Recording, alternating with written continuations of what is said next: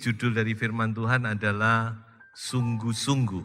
Sebuah kata yang sederhana, yang seringkali muncul, saudara-saudara, tapi ini mengingatkan kita bahwa kita mau lebih sungguh-sungguh lagi. Amin, saudara-saudara. Sungguh-sungguh dalam mengiring Tuhan, sungguh-sungguh dalam segala hal. Pertama-tama saya ingin memberikan pengertian apa yang saya maksud dengan sungguh-sungguh. Yang pertama yaitu artinya tidak main-main lagi, not playing a game. Saya mohon kita jangan main-main lagi. Kita bukan sedang bermain game sekarang ini. Hidup ini, keselamatan ini bukan permainan lagi. Sebab itu jangan kita main-main lagi, don't play a game anymore. Itu artinya pertama. Yang kedua artinya yaitu dengan hati atau dengan segenap hati. Jadi orang yang sungguh-sungguh itu melakukan segala sesuatu itu dengan hati. Hati itu terlibat di situ. Bukan sekedar karena kita bisa, karena kita fasih, karena kita sudah menguasai, karena kita sudah berpengalaman dan seterusnya. Tapi setiap perbuatan kita itu yaitu dengan hati, bahkan dengan segenap hati. Itu maksudnya sungguh-sungguh. Melayani dengan sungguh-sungguh, dengan segenap hati. Bekerja dengan sungguh-sungguh. Menyanyi, memuji Tuhan dengan sungguh-sungguh. Beribadah dengan sungguh-sungguh. Itu semua melibatkan hati. Dan sebagai lawan dari sungguh-sungguh ada beberapa. Yang pertama adalah tentu dengan setengah hati. Tidak sepenuh hati. Setengah hati. Kerja setengah-setengah. Kemudian arti kedua adalah pura-pura. Kelihatannya, sepertinya, tetapi sebenarnya tidak. Pura-pura. Cuma di luar saja. Nah ini adalah problem gereja zaman now. Yaitu superficial. Superficial itu artinya cuma di luar tok. Cuma kulit. Cuma kelihatannya demikian. Sebab itu saudara-saudara, mari kita mau sama-sama ya. Makanya ini jadi koreksi bagi kita semua. Jangan cuma kelihatannya. Ketiga adalah asal-asalan. Kerja asal-asalan. Asal selesai. Asal melakukan tugas. Jangan asal-asalan saudara-saudara. Kerjakan semua itu dengan sungguh-sungguh. Karena Tuhan menilai sampai ke dasar hati. Yang keempat adalah santai-santai saja. Waktunya masih lama. Ini bukan waktunya lagi untuk bersantai. Mari kita menyadari, saya masuk kepada poin berikutnya, mengapa kita harus sungguh-sungguh. Saya melihat ada 3 alasan yang penting mengapa kita harus sungguh-sungguh. Pertama adalah yaitu Tuhan tidak senang dengan orang yang tidak sungguh-sungguh. Karena Tuhan kita itu sungguh-sungguh, dia tidak main-main. Ya, menyelamatkan manusia itu tidak main-main. Dia korbankan yang terbaik anaknya sendiri. Tidak ada pengorbanan yang lebih besar dari itu. Jadi Tuhan juga tidak senang kalau kita sebagai anak-anak Tuhan, kita main-main. Kita tidak sungguh-sungguh. Sidang jemaat Laodikia, sidang jemaat ke-7. Dari 7 sidang jemaat di Asia Minor. Di mana Yohanes menyampaikan pesan daripada Yesus di kitab Wahyu. Adalah gambaran dari sidang jemaat akhir zaman. Dan apa teguran Tuhan Yesus kepada sidang jemaat di Laodikia? Kamu tidak panas, kamu juga tidak dingin. Kamu cuma suam-suam kuku dan aku akan muntahkan kamu dari mulutku. Ini juga gejala akhir zaman. Tadi saya sebut satu yaitu superficial, cuma di kulit. Ada gejala kedua, ada ciri kedua gereja di akhir zaman yaitu mediocrity. Mediocrity itu apa? Ya tengah-tengah saja. Nah, jadi anak Tuhan gak usah terlalu begitulah. Biasa-biasa aja, cukup. Ya seminggu sekali masuk gereja itu cukup. Gak usah kamu cari Tuhan kayak begitu, gak perlu. Mediocrity, mediocre. Cuma tengah-tengah saja. Nah ini sudah bahaya. Jadi rupanya bagi iblis, dia tidak takut kita jadi anak Tuhan. Tetapi asal kita cukup, gitu-gitu aja cukup. Yang penting kamu ya beribadah seminggu sekali, tidak bolong ya. Sekali lagi, Tuhan tidak senang. Jadi kita harus sungguh-sungguh. Yang kedua, saudara-saudara, mengapa kita harus sungguh-sungguh? Karena waktunya sudah semakin dekat. Di dalam Roma, Rasul Paulus menulis, Coba kita baca saja Roma 13 ayat 11b. Sebab sekarang keselamatan sudah lebih dekat bagi kita daripada waktu kita menjadi percaya. Jadi keselamatan itu sudah semakin dekat. Dengan kita masuk di tahun yang baru, berarti semakin dekat lagi. Kalau Tuhan izinkan kita melewati tahun ini, tahun depan makin dekat lagi. Jadi keselamatan bagi gereja Tuhan itu semakin dekat. Makanya kita harus sungguh-sungguh. Harus lebih sungguh-sungguh dari tahun lalu. Ya, jangan kita tambah tidak serius ikut Tuhan. Dan yang ketiga, saudara-saudara, alasan yang ketiga saya pikir adalah ini. Yaitu apa yang difirmankan Tuhan, apa yang dinubuatkan oleh firman Allah itu pasti terjadi. Apa itu? Banyak. Khususnya menyangkut kedatangan Tuhan. Dan ingat saudara-saudara, firman Allah jelas berkata bahwa sebelum Yesus datang kedua kalinya, ada 3,5 tahun masa kesukaran hebat, masa antikristus. Ya, ini masa ujian yang luar biasa, khususnya bagi bangsa Yahudi, tapi juga bagi gereja Tuhan, dan juga bagi semua orang. Semua manusia akan alami, karena itu masa-masa yang sulit. Tapi khusus bagi gereja Tuhan. Mengapa? Karena antikris minta disembah sebagai Tuhan. Kita tahu kita tidak mungkin menyembah siapapun kecuali Yesus. Nah itu masalahnya di situ. Bahkan dikatakan orang kalau tidak menyembah dia tidak bisa berdagang, tidak bisa berjual beli. Dan bagi yang lain dia no problem, why not? Yang penting perut terisi. Tapi bagi kita tidak mungkin kita mau menjual iman kita. Nah disitulah ujiannya. Dan taruhannya nyawa. Saya ngomong gini bukan nakut-nakuti saudara, tapi supaya kita mengerti sebagai anak Tuhan, kemana kita akan pergi ini. Tapi Tuhan juga menjanjikan keluputan. Nah ini, yang kita rindukan, kita doakan, kita mohonkan ya supaya kita terluput. Begitu bukan? Caranya Tuhan meluputkan bagaimana itu urusannya Tuhan nanti. Nah jadi saudara-saudara, apa yang Tuhan Yesus firmankan, apa yang Alkitab nubuatkan, itu pasti terjadi. Tidak bisa enggak.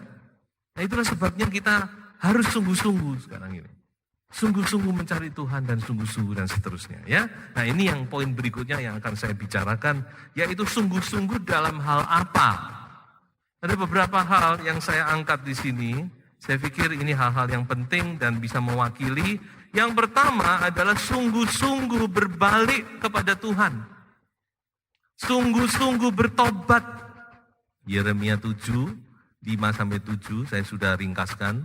Jika kamu sungguh-sungguh memperbaiki tingkah langkahmu dan perbuatanmu, jika kamu sungguh-sungguh melaksanakan keadilan di antara kamu masing-masing, aku mau berdiam bersama-sama kamu. Jadi yang pertama yang harus kita kembali kepada diri kita masing-masing, yaitu kita harus sungguh-sungguh berbalik kepada Tuhan. Sungguh-sungguh bertobat, meninggalkan hal-hal yang tidak berkenan kepada Tuhan. Dan saya rasa pertobatan yang paling hebat dalam sejarah mungkin bisa kita lihat di dalam kitab Yunus, saudara-saudara. Bagaimana orang Niniwe dari raja sampai binatang, semua bertobat. Dan Tuhan luputkan mereka. Padahal Tuhan tuh kalau sudah memberi keputusan, itu sudah ditok. Tapi toh Tuhan bisa ubah. Melihat pertobatan orang Niniwe yang notabene adalah bangsa yang paling ganas, yang paling jahat, yang paling kejam di dunia. Bangsa Asyur. Dalam sejarah tercatat sebagai bangsa yang paling kejam. Makanya kenapa kok Yunus marah sama Tuhan, ngambek sama Tuhan. Karena Yunus tidak mau mereka diselamatkan. Tapi yang kita lihat di sini, yaitu ketika kita berbalik kepada Tuhan, dikatakan Tuhan juga berbalik hatinya kepada kita. Jadi kita mau berbalik, bertobat. Dan mungkin saudara berpikir, saya harus bertobat apa? Saya tidak mencuri, saya tidak korupsi, saya tidak membohongi orang, saya tidak begini, tidak begitu. Saudara-saudara jangan berpikir begitu. Kalau itu mah tidak usah dipikir, tidak usah dikatakan. Tapi banyak hal kita harus bertobat. Salah satunya kita harus bertobat karena kita tidak sungguh-sungguh. Kita tidak sungguh-sungguh itu kita harus bertobat kepada Tuhan. Ampuni Tuhan, saya sudah tidak sungguh-sungguh kepadamu. Itu baru satu hal. Dan saya percaya kalau kita mau sungguh-sungguh berbalik, Tuhan akan memberitahu, apa yang perlu kita perbaiki dalam hidup kita. Dan satu hal lagi yang ingin saya tambahkan yaitu ini. Kita banyak salah dalam hal perkataan. Gosip orang, ngata-ngatai orang, memfitnah orang, ya toh? Seperti kata Mazmur pasal 1, aku tidak duduk dengan kumpulan pencemooh. Banyak kali kita duduk-duduk lalu mulai mencemooh ini, mencemooh itu. Kita tidak merasa, bukan? Nah ini juga harus hati-hati loh saudara. Kita harus perhatikan. Kita harus kekang lidah kita. Dan saya percaya kalau saudara benar-benar punya roh yang benar, ketika saudara ada di tengah-tengah perkumpulan yang tidak benar, saudara tidak akan tahan. Ya saudara tahu, saudara duduk di situ dan itu kumpulan itu membicarakan ini, itu, dan saudara tahu tidak benar. Saudara akan hengkang dari tempat itu. Karena itu bertentangan dengan rohmu yang benar itu. Tapi ketika kita menikmati di situ, nah itu hati-hati saudara. Nah ini harus bertobat. Banyak saudara-saudara. Saya kalau datang kepada Tuhan, saya cuma satu, Tuhan ampuni aku. Apalagi kalau Tuhan ingatkan ini itu. Saya tidak minta yang lain. Saya cuma minta Tuhan kemurahan Tuhan. Karena saya tahu masih banyak kita belum sempurna. Ayo kita mau sungguh-sungguh berbalik kepada Tuhan. Sungguh-sungguh bertobat kepada Tuhan. Itu yang pertama. Yang kedua adalah sungguh-sungguh mencari Tuhan. Mencari dengan segenap hati. Dengan sungguh-sungguh. Ya, dan saya melibatkan hati. Tapi mari kita mau lebih sungguh-sungguh lagi ya, saudara-saudara. Kita mau sungguh-sungguh rindu kepada Tuhan. Kita sungguh-sungguh mencari Tuhan. Dan Tuhan memberikan jaminan. Kalau engkau sungguh-sungguh mencari aku, engkau akan ketemu dengan aku. Ini tidak gampang bukan, mau ketemu dengan Tuhan. Jadi kalau engkau sungguh-sungguh mencari aku dengan segenap hati, engkau akan menemukan aku. Kenapa saya katakan kita harus sungguh-sungguh mencari Tuhan? Karena Tuhan punya keberatan. Dan itu sudah Tuhan nyatakan kepada bangsa Israel. Apa keberatan Tuhan? Yaitu umat Tuhan cuma mencari, mendekat dengan bibir, dengan mulut. Nah ini, mulutnya mencari aku, bibirnya memuliakan aku, padahal hatinya jauh daripadaku. Dan ibadahnya hanya perintah manusia. Jangan sampai, saudara-saudara. Dan jangan terkecoh. Wah, zaman sekarang ini banyak orang yang pinter ngomongnya. Pinter ngomong hal-hal rohani, pinter bawa firman juga pinter dan seterusnya saudara-saudara ya. Tapi hatinya jauh daripada Tuhan. Makanya kita harus sungguh-sungguh mencari Tuhan. Karena ini terjadi saat ini. Dan ini sedang terjadi. Apa yang Tuhan firmankan itu relevan untuk zaman ini saudara. Sebab itu kita mau sungguh-sungguh saudara dalam mencari Tuhan, dalam beribadah. Memuji Tuhan, menyembah Tuhan. Nggak usah perhatikan yang lain. Nggak usah pasang gaya. Yang penting saudara benar-benar hatimu rindu kepada Tuhan. Karena Tuhan itu melihat sampai ke dasar hati kita. Dan Tuhan punya janji. Jadi saudara-saudara yang mencari Tuhan dengan sungguh-sungguh, saudara tidak usah khawatir. Saudara tidak usah khawatir Tuhan tidak memperdulikan kita. Tidak usah khawatir. Karena Tuhan berjanji bahwa kalau orang itu mencari Dia dengan sungguh-sungguh, Dia akan memberikan upah. Ada upah. Tidak usah diminta upah itu.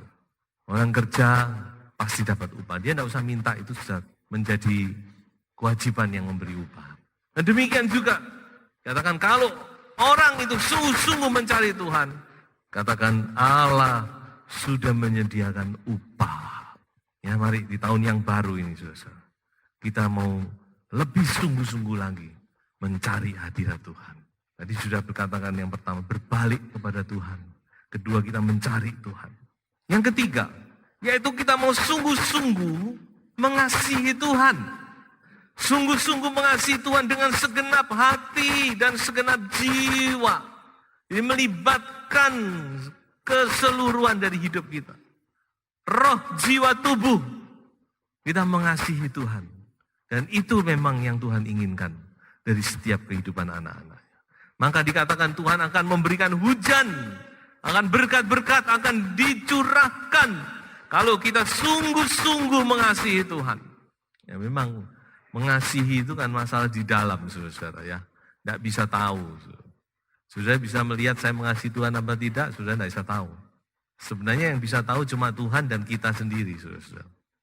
Dan saya melihat saudara-saudara bahwa Ada beberapa ciri dari orang, kalau orang itu mengasihi Tuhan, itu ada beberapa ciri, ada 3 ciri. Nah ini bisa menjadi koreksi bagi diri kita sendiri ya, ciri-ciri ini ya. Yang pertama, orang itu pasti mengasihi firman. Jadi kita bisa melihat, mengukur diri kita, kasih kita kepada Tuhan itu dari apakah kita mengasihi firman Tuhan apa enggak. Karena orang yang mengasihi Tuhan itu pasti mengasihi firman. Seperti Mazmur kata, jiwaku hancur, hatiku hancur. Bukan hancur karena dikejar-kejar utang, bukan saudara-saudara ya. Hancur karena sakit tidak sembuh-sembuh, tidak. Tapi jiwaku hancur karena aku merindukan firman-Mu. Sampai begitu loh pemazmur. Jiwanya hancur karena dia rindu kepada firman Tuhan. Pernah saudara hancur karena rindu firman? Nah, kalau saudara pernah, saudara adalah salah satu orang yang mengasihi Tuhan. Saking rindunya kepada firman, sampai dia katakan, aku rindu, hatiku hancur, jiwaku hancur karena rindu. Nah ini ciri yang pertama. Ciri yang kedua, yaitu dia akan mengasihi pekerjaan Tuhan. Itu tidak bisa tidak. Orang yang mengasihi Tuhan, dia juga mengasihi pekerjaan Tuhan. Kalau seorang anak dia mengasihi orang tuanya, dia pasti concern, dia pasti peduli kepada pekerjaan orang tua. Dia tidak ambil pusing, tidak peduli, tidak. Dia pasti akan juga memikirkan, ikut terbeban. Nah, sekali lagi ini bukan untuk siapa-siapa ya, ini untuk mengukur diri kita sendiri. Mari kita mengaca sendiri-sendirilah ya. Mengasihi pekerjaan Tuhan. Sampai di mana kasih kita ini kepada pekerjaan Tuhan. Kepedulian kita kepada pekerjaan Tuhan. Karena ini pekerjaan Bapak kita yang terkasih. Pekerjaan kekasih kita Yesus. Pekerjaan Tuhan kita. Maka kalau kita mengasihi Tuhan, kita juga pasti peduli dengan pekerjaan Tuhan. Di dalam Filipi 2:30, Paulus berkata tentang seorang yang namanya Epafroditus. Dikatakan dia nyaris mati karena pekerjaan Tuhan. Dia nyaris mati loh saudara. Karena pekerjaan Tuhan, karena membela pekerjaan Tuhan. Dia nyaris mati. Ya, kalau kita ini belum ada apa-apanya saudara. Kita nggak usah sombong. Belum mempertaruhkan nyawa kita ini saudara. Epafroditus dia mempertaruhkan nyawanya. Demi pekerjaan Tuhan dia nyaris mati. Nah ini bukti kalau seorang mengasihi Tuhan. Jadi pertama tadi mengasihi firman, kedua mengasihi pekerjaan Tuhan, dan yang ketiga adalah mengasihi sesama anak Tuhan. Ini urutannya, rentetannya. Karena kita tahu bahwa anak Tuhan adalah juga bagian dari kerajaan Allah. Dia adalah saudara seiman, teman pewaris kerajaan Allah dikatakan. Maka dia pasti juga akan mengasihi. Dalam Kolose dikatakan seorang yang bernama Epafras, dia mengasihi jemaat. Dikatakan dia selalu berdoa untuk orang-orang kudus. Dia selalu berdoa untuk sidang jemaat Kolose. Karena dia mengasihi. Bagaimana supaya jemaat itu tetap kuat. Bagaimana supaya jemaat itu diberkati. Bagaimana supaya jemaat itu bertumbuh. Ini yang menjadi concern daripada Epafras. Dia berdoa. Dia berjuang di hadapan Tuhan. Dia bergumul. Dia mengasihi gereja Tuhan. Saya rasa 3 ini tidak bisa lepas. Ini adalah ciri, bukti seseorang yang mengasihi Tuhan. Mari saudara-saudara, kita mau lebih sungguh-sungguh lagi mengasihi Tuhan. Amin. Dalam segala hal, lebih sungguh-sungguh lagi. Ayo tahun yang baru ini kita lebih sungguh-sungguh lagi. Mengikut Tuhan lebih sungguh-sungguh lagi. Jadi anak Tuhan lebih sungguh-sungguh lagi. Melayani Tuhan lebih sungguh-sungguh lagi. Jangan main-main lagi, saudara. Don't play a game. Kita bukan sedang main game ini. Ini keselamatan jiwa. Baik bagi kita, baik bagi keluarga kita. Dan yang terakhir saudara-saudara, yaitu sungguh-sungguh untuk berbuat baik. Jadi dikatakan orang yang sudah percaya Tuhan harus belajar untuk berusaha, belajar untuk berbuat baik. Melakukan hal-hal yang baik, melakukan hal-hal yang berguna bagi orang lain. Menambah iman dengan kebajikan. Jadi tidak cukup cuma berhenti sampai di iman. Tapi ayo ditambah bajikan, tambah lagi dalam 2 Petrus. Dan dikatakan oleh 2 Petrus, kalau kamu punya semua itu, surga terbuka lebar bagimu. Itu yang dikatakan. Pintu surga terbuka lebar. Kamu sambut dengan tangan terbuka. Nah, ini yang kita rindukan, bukan? Kita nggak mau masuk surga dengan mepet-mepet, aduh, desel-deselan, aduh, masuk kebetulan, untung-untung masuk. Nggak mau kita, amin. Kita mau disambut dengan meriah. Kita mau mendengar Tuhan berkata, inilah hambaku yang baik dan setia. Sabaslah engkau, haleluya. So itu kita mau sungguh-sungguh berusaha. Harus belajar, saudara ya. Tuhan tolong supaya hidup ini lebih berguna untuk orang lain, melakukan yang baik. Nah, sudah 4 poin ini saya rasa cukup. Jadi pesan firman Tuhan sederhana. Ayo di tahun yang baru ini kita mau lebih sungguh-sungguh lagi. Tuhan Yesus memberkati kita semua.